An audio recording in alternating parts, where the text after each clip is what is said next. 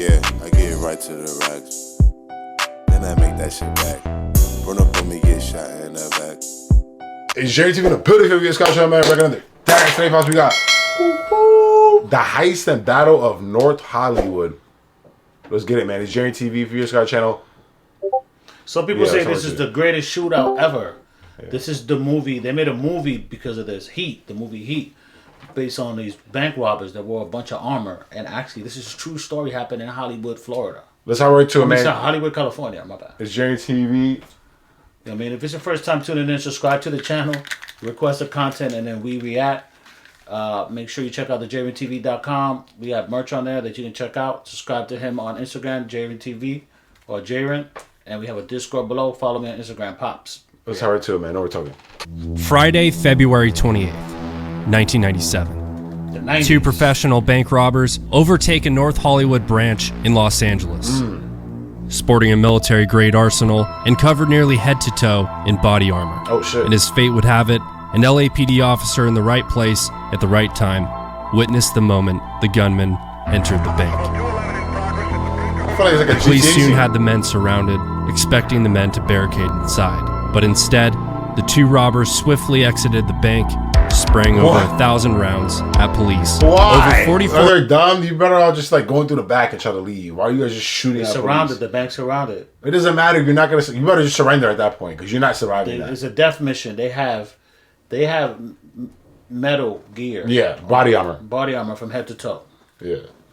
Surrounded, expecting the men to barricade inside. But instead, the two robbers swiftly exited the bank, spraying over 1,000 rounds at police. Ow. Over 44 minutes, in 2,000 rounds exchanged, the streets of North Hollywood turned into a living hell. Oh shit. Uh-oh.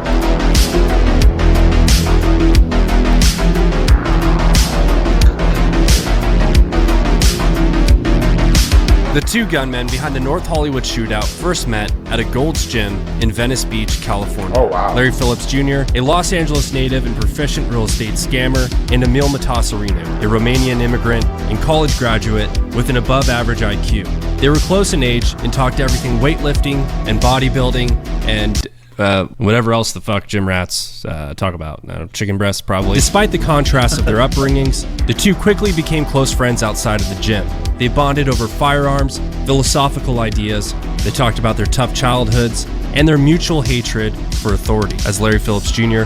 grew up around an ex-convict father who struggled with the law, and Matasareanu, who grew up watching his home country of Romania violently collapse in 1989 on live TV.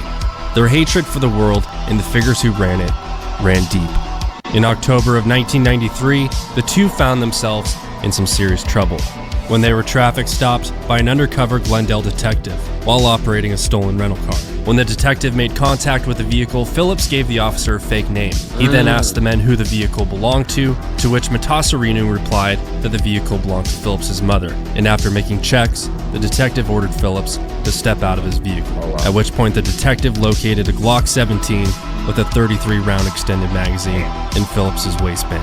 Matasareanu, still inside the vehicle, then tucked his pistol beneath the seat. Backup arrived, and both men were taken into custody. The vehicle was seized and a laundry list of weapons and suspicious items were recovered from within, ranging from a Norinco, 1,700 rounds of 7.62, 3 Chinese-made 75-round drum magazines, 6 smoke bombs, 2 IEDs, a gas mask, wigs, 3 different California license plates, and 2 spray cans of gray hair coloring. That's right, these jokers were locked and loaded with some just for men. Now it's a party. Larry Phillips was charged with conspiracy to commit robbery, grand theft auto, unlawful weapons activity, carrying a loaded and concealed firearm, and felony perjury. On December 27th, both men were only sentenced to less than 1 year in jail. So they already got arrested prior. Wow. So they probably came home and just started going crazy then. When the enemies relax, make them toy. Toil? When full starve them, when settle make them move. That's the art of war? Sun Tzu. Yeah, from the art of war. Oh, wow. On June 14th, 1995, in the Los Angeles neighborhood of Winnetka, at approximately 12 p.m., Phillips and Matasareanu stalked a Brinks truck. They followed the armored vehicle until it made a stop. They watched as the guard got out and made a delivery. As the guard returned and opened the back doors of the armored truck and was at his most vulnerable, Phillips and Mutasarinu opened fire with AK-47s. Both guards were shot, and $120,000 was stolen. Yeah.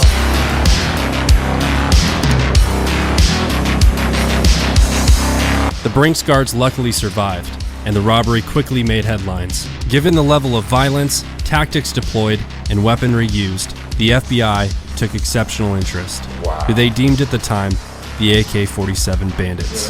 And it wasn't long until they struck again. On March 27, 1996, in the area of Woodland Hills, Phillips and Mutasarinu attempted to overtake another Brinks truck, but miserably failed. They once again stalked the armored vehicle and opened fire after it stopped, but the driver took off. They chased the vehicle briefly before fleeing the scene, and once they got away, they ditched their vehicle and set it on fire. Despite the recent failure, only 2 months later, the men graduated to bank robbery. And on the morning of May 2nd, they initiated their first ever takeover heist. They kicked open the bank doors, fired warning shots into the ceiling, swept the vault, and walked out in under 6 minutes with nearly $750,000. And high on success after making it. Wow, they should have just disappeared after that. That's a good day of work. 6 minutes, 706 minutes. Lucky Fresh, you're on 750,000 plus the 120. That puts them at like. That's a mill. That's a cool mill. Yeah, just go leave. Go to Bahamas. What a job. They hit their second score only 29 days later. On the morning of May 31st, Phillips and Mutasarinu took over a Bank of America branch in Winnetka. Man, this is crazy. There's going to be a lot of bank robberies in LA. Doing like GCA, man. Walking out once again with just under $800,000, accumulating a net worth of approximately $1.6 million in 30 days. And by this point, the FBI Violent Crimes Task Force and local law enforcement were rattled. The suspects were virtually uncatchable. It was evident that the two robbers had gone from violent outlaws to swift professionals in a short period of time, prompting the FBI to change the duo's name from the AK-47 Bandits to the High Incident Bandits. The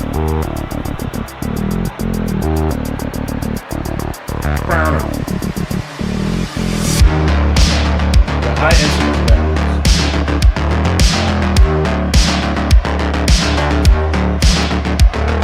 Over the next several months, a massive joint operation spanning multiple law enforcement agencies within Los Angeles County sent officers to stage outside of banks and other potential targets of the High Incident Bandits. But the robbers at the time went on hiatus, upgrading their arsenal and mostly planning their biggest score yet. Phillips and Mutasarinu narrowed down their options to branch 384 of Bank of America, located in North Hollywood, California.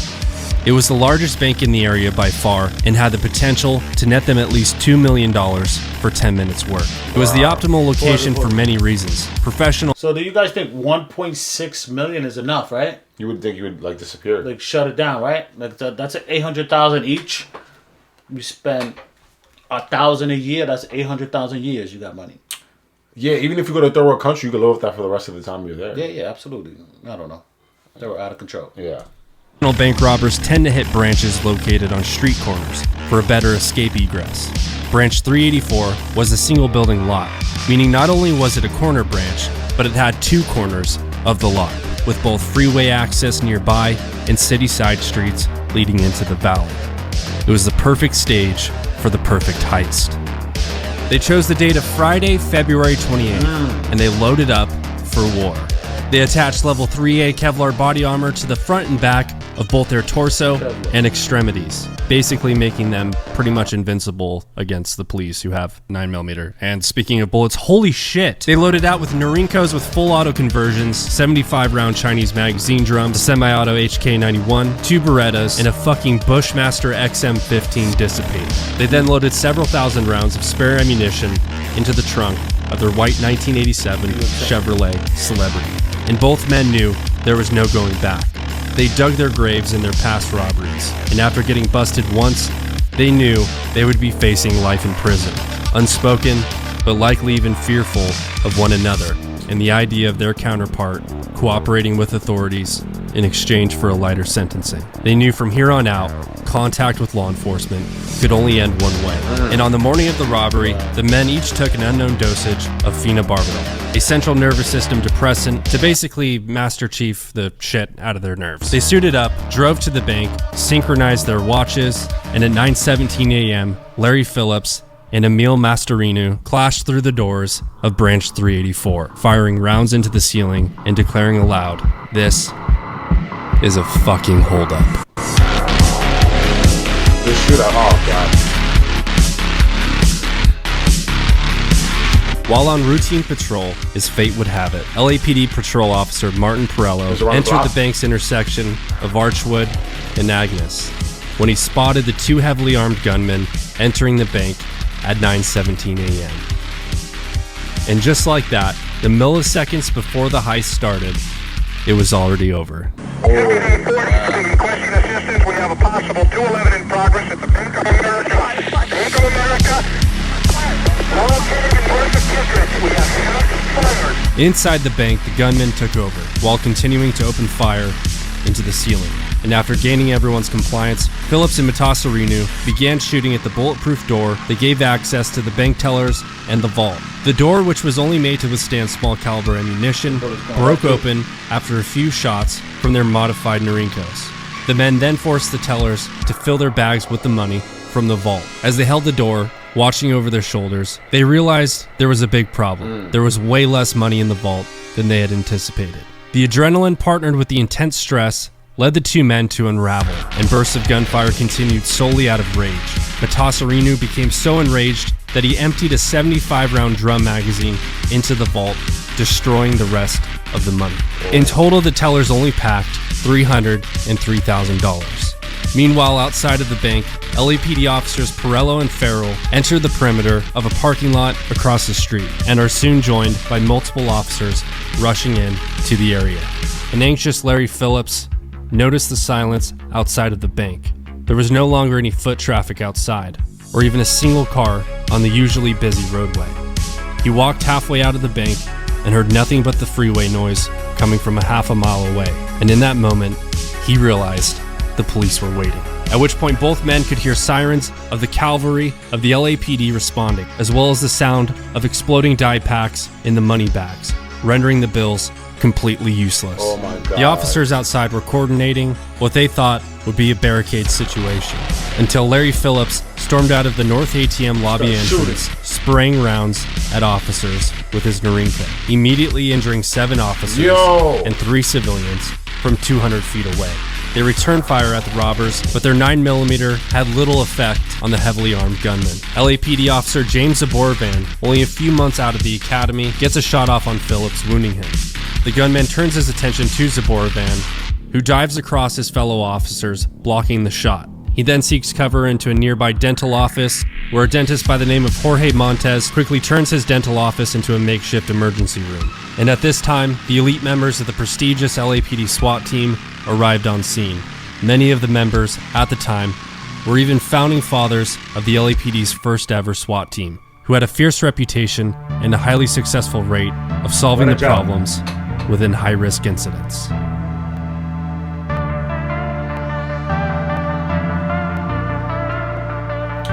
Definitely not Zig. Rick Massa.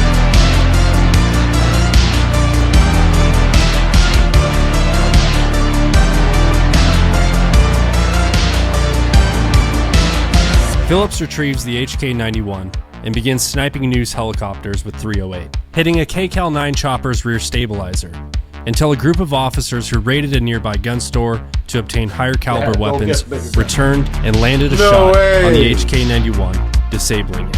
Phillips picked back up his Norinco until his weapon stovepiped. Not knowing how to clear the malfunction, he pulled out his Beretta and continued firing at police.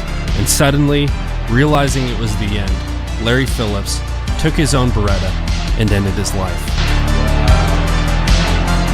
I mean, yeah, he would have spent the rest of his life in jail. I'm thinking like, where's the money? Yeah, right. The money went. A lot of the money went bad. They said it was fake. No, the money they stole previously, the 1.6. Oh. Matasarinu tried to gotta go escape to by LA. hijacking a civilian's truck, but failed. The SWAT team saw this and took advantage of Matasarinu's exposed position and moved in to engage him while taking cover behind a patrol vehicle. Did he end his life too?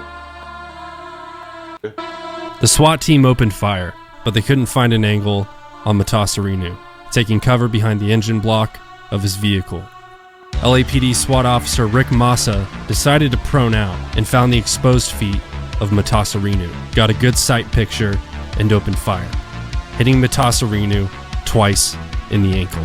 Matasarinu collapsed and began skipping rounds towards the SWAT team from beneath the vehicle while laying on his back. And with Matasarinu's body now exposed and still skipping rounds towards SWAT officers, the SWAT team opened fire. And after being shot 29 times, Matasarinu surrenders to police. 29 times. As they secure Matasarinu's weapon and place him in handcuffs to search for additional weapons, Officer Rick Massa stands over him. Matasarinu looks up at Massa and asks him to finish him off, to which Officer Massa declines and says, "I'll see you in court." Wow. Matasarinu succumbed to his wounds and died 56 minutes later. Yo, as the deadly shootout let him came to an die, end, too. the SWAT team entered the Bank of America to rescue the employees and customers from the vault. After the incident occurred, the LAPD realized the importance of firepower after realizing their 9mm fucking sucked. Yeah. And they received 600 M16s from the Pentagon, officially birthing the requirement of patrol rifles.